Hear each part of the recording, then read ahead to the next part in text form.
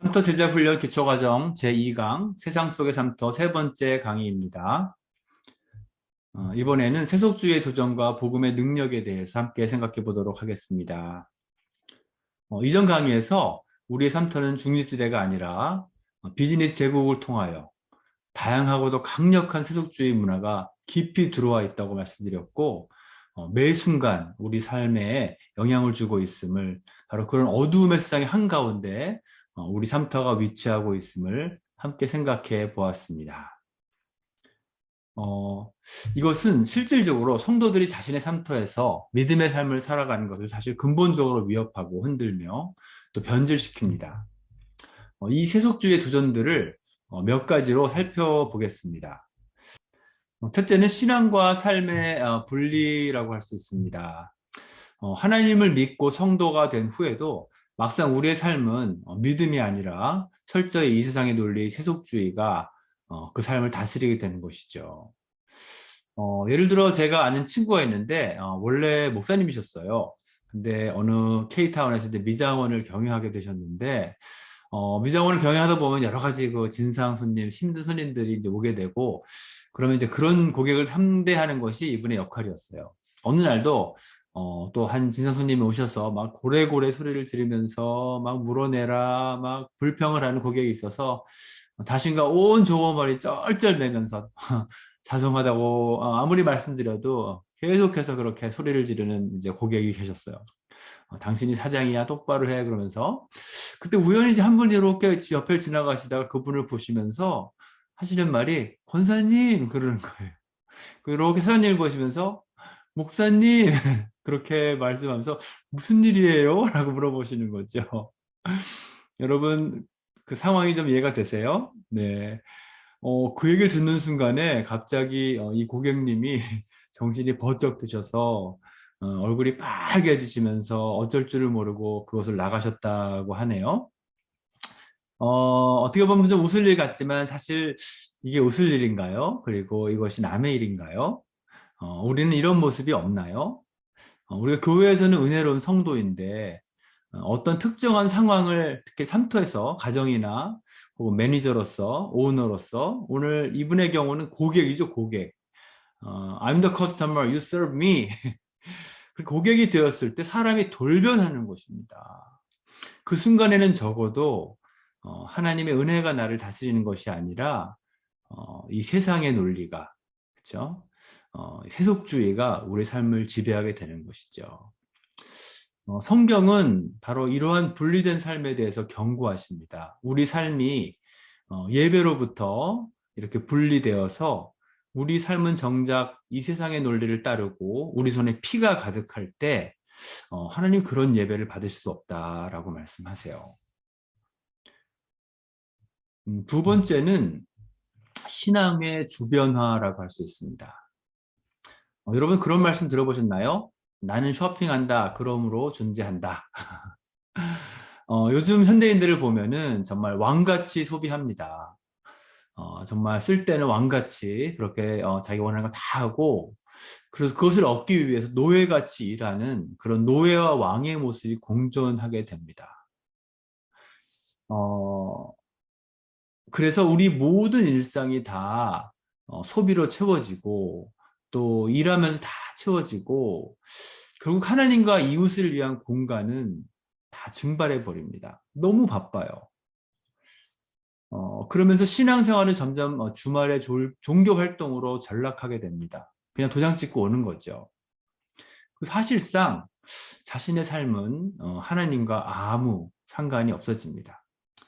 뭐 하나님이 있어도 크게 덕다는 것도 없고 없다고 크게 불편할 것도 없습니다. 궁금한 거 있으면 구글에게 물어보고 길을 잃으면 GPS를 이용하면 됩니다. 사실 요즘 지금 현재 구글이 한 1초에 6만 번 정도의 조회를 받는다고 그래요. 1초에 6만 번. 그러니까 하루면 뭐 천문학적인 숫자가 되겠죠. 그러나 현대인들이 이제 더 이상 기도하지 않습니다. 하나님이 너무 심심하실 것 같아요. 네, 우리 삶 속에서 하나님은 점점 멀어져 가게 됩니다. 실질적으로. 바로 성경은 이런 소비 중심적인 삶을 도전합니다. 누가복음 또 야고보서의 말씀에 의하면 우리의 인생과 생명이 그렇게 길지 않다는 것이에요. 짧다는 것이에요. 어쩌면 당장 오늘 그렇죠? 우리 인생이 끝날 수도 있다는 것이지요. 사실 소비 자체는 죄가 아닙니다. 하지만 우리가 눈에 보이는 그 소비만을 따라 살아갈 때, 우리 삶이 소비로 가득 찰 때, 우리는 영원한 것들, 보이지 않는 그 하나님의 나라와 그 모든 것들을 다 놓치고 살게 됨으로써 결국은 우리 인생을 다 낭비한다는 것입니다. 그렇죠? 세 번째는 우상과 신화의 도전이 있습니다. 바로 이것은 이 세속주의의 삶은 예배의 문제와 직결됩니다. 우리가 세속주의를 따르게 될 때 그냥 객관적으로 살아가는 것 같은데 사실은 그렇지 않습니다. 하나님이 아니라 결국은 이 세상을 지배하는 우상에 절하게 되는 것입니다. 내 자신을 증명하고 높이라고 하는 성공의 우상, 아니면 너 그렇게 하면 다 망하고 다 잃어버릴 거야 라고 끊임없이 얘기하는 그런 생존의 우상에 현대인들은 다 절하고 있게 되는 것입니다. 이 성공과 생존의 두 우상은 지금 비즈니스 세계에서 불순종의 아들들이 숭배하고 절하는 강력한 우상들이며 모든 세상의 사람들을 다 절하게 하고 있습니다. 성경은 하나님이냐 우상이냐 둘 중에 하나지 중간은 없다고 말씀하고 있습니다. 우리가 삼토에서는 우상을 숭배할 때, 우리의 삶이 우상을 따를 때 진정한 의미에서 하나님을 예배하는 것은 불가능하다라고 말하고 있습니다. 이 세속주의의 강력한 영향력은 사실 예배의 실패로 이어지는 것입니다. 또한 하나님의 나라는 마치 겨자씨와 누룩같이 눈에 잘 보이지 않거나 별거 아닌 것 같이 보여요. 너무 조그매서. 여기 그 그림에 나와 있는 것처럼요. 그러나 하나님의 나라는 지금은 작아 보이지만 이것이 생명이 있어서 살아가는 영원한 실체이며 믿음의 삶은 사실 이 보이지 않는 하나님의 나라를 바라보고 사는 삶을 말한다고 말씀드렸습니다. 바로 우리의 믿음은 이 믿음을 가지고 실천하며 현실 세계의 여러 가지 현실과 시험을 싸우고 이기며 그러면서 이제 믿음이 성장해 간다고 나와 있습니다. 너희 믿음의 시련이 인내를 만들어내고 그것이 우리를 온전케 한다고 말씀하고 계시죠.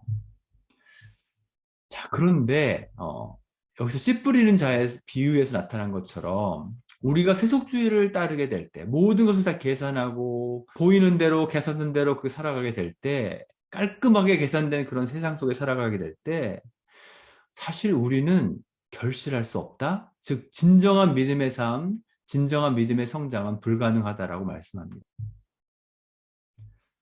세속주의 문화는 또한 관계와 공동체에도 직접적인 영향을 줍니다.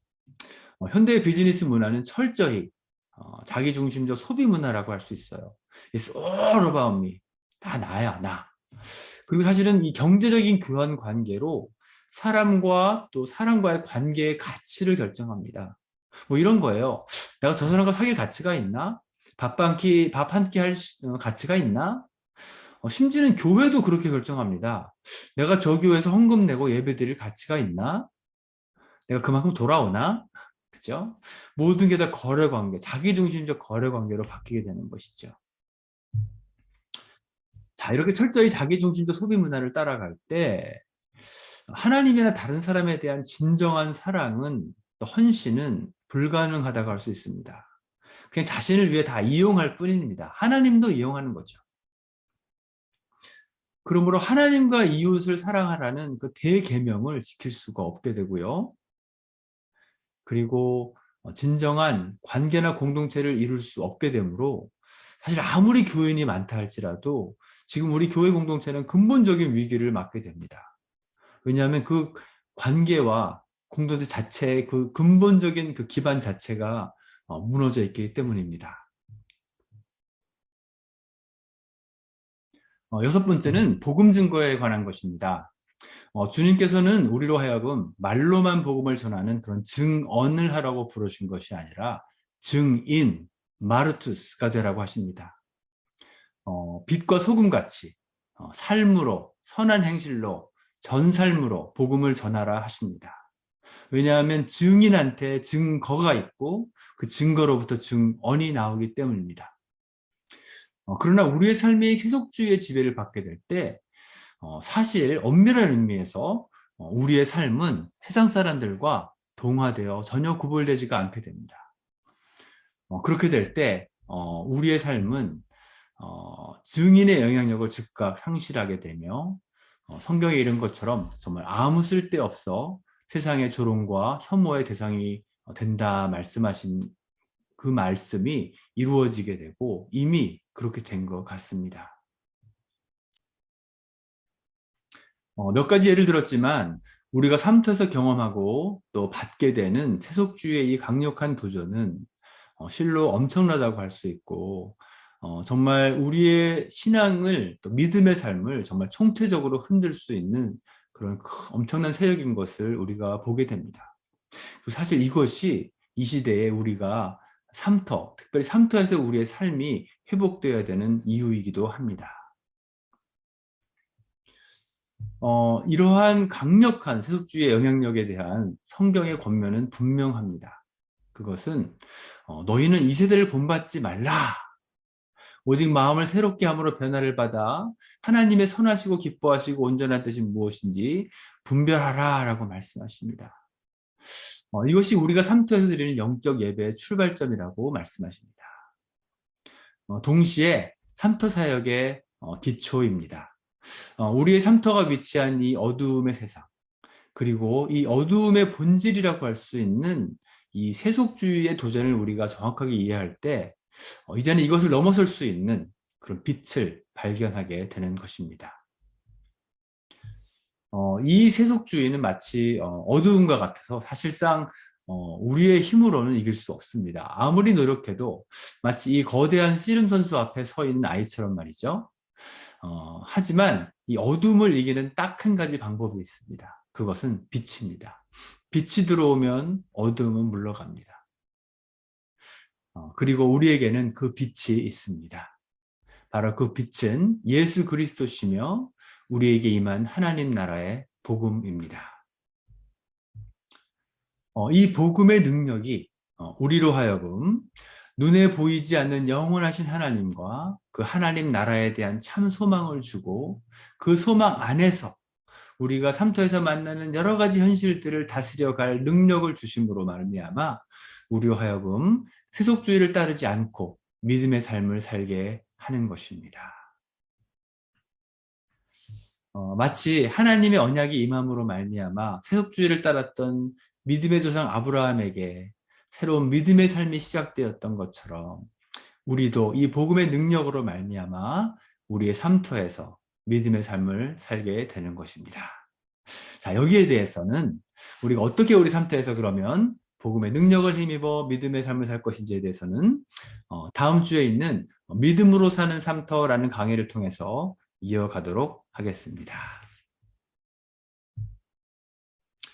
자, 관찰과 적용 질문을 드립니다.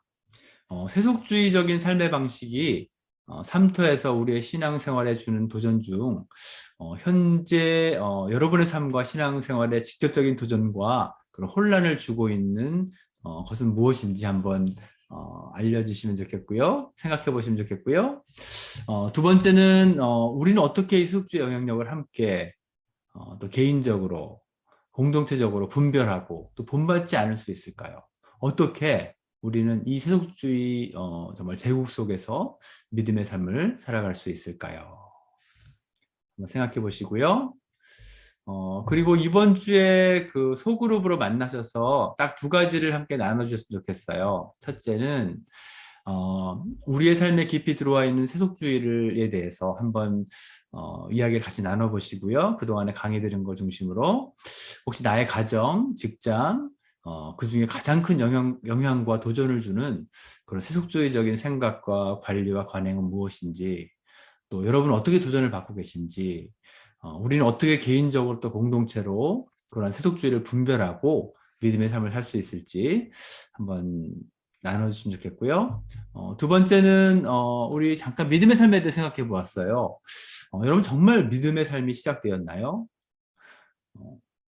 여러분의 그 믿음이 여러분의 삶 속에서 삼터에서 어떻게 나타나고 있나요? 나는 혹시 믿음과 현실 사이의 그런 팽팽한 긴장이나 믿음으로 인한 대가 지불을 어떻게 경험하고 해오셨나요? 그 도전과 또 어려움은 무엇이었나요? 이런 부분들을 함께 만나서 나누시면 좋겠습니다. 이번 한 주도 풍성한 또 은혜와 그런 나눔의 시간이 되기를 바랍니다. 감사합니다.